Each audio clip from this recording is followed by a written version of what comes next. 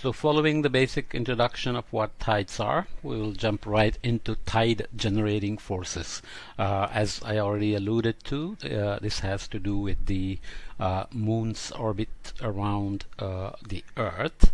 The new thing that you probably haven't heard of before here could be that we always say Earth orbits around the Sun in an elliptic orbit and Moon orbits around the Earth, right? But because the Moon and Earth are orbiting together around the Sun, what actually orbits around the Sun in a smooth elliptic orbit is the center of mass of the Earth-Moon system.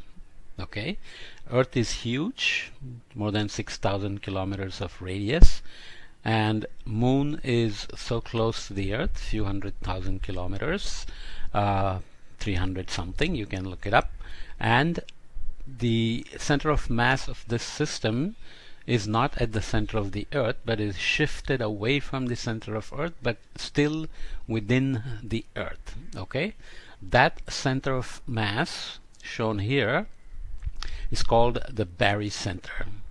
Okay, so tides are caused by a combination of gravity and motion between the Earth, the Moon, and the Sun. And the Barycenter is between the Moon and the Earth. It's the common center of mass. It's a balance point, if you will. Maybe I have a figure about it, maybe not.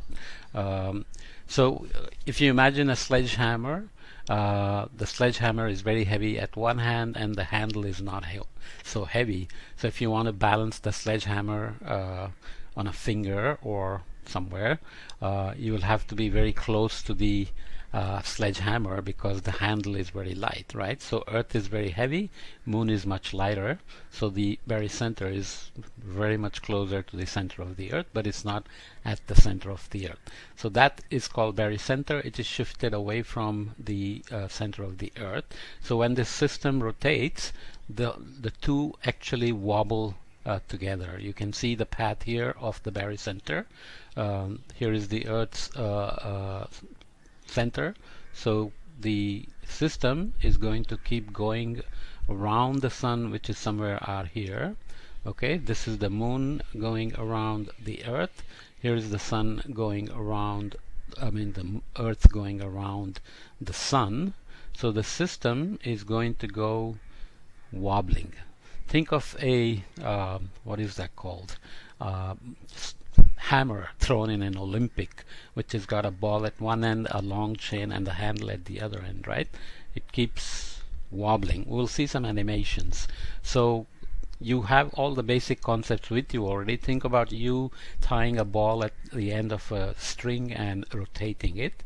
There is a centripetal force, which is called the center pulling force, centripetal force, or a center seeking force that is pulling the ball towards the center, but it's the centrifugal force that's trying to make it fly out, that's going to keep it in this orbit. And if the string breaks, you know that the ball is going to fly off at a tangent to the circle in which it is being rotated, like the merry-go-round. If you let go, you would go flying off, right? So that's the balance that we will look for. So when the system is wobbling like this, we will see that each point on Earth is making a little circle. So that's going to be having a centripetal force, and the Moon is going to exert a gravitational pull on each point. Together they're going to create the tidal force. So we'll see this with some nice figures and some animations, but tide generating force is essentially created by the Earth, Moon, Sun orbiting system.